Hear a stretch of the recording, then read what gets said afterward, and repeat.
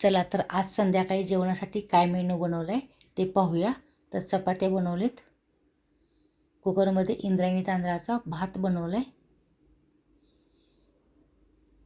तव्यामध्ये आळूची पाण्याची वडी बनवली, मटार बटाटा मिक्स मोकळी भाजी बनवली, वरण बनवले तुरीच्या आणि मूग डाळीचं मिक्स असं, शेवयाची स्वीट डिश बनवली, खीर.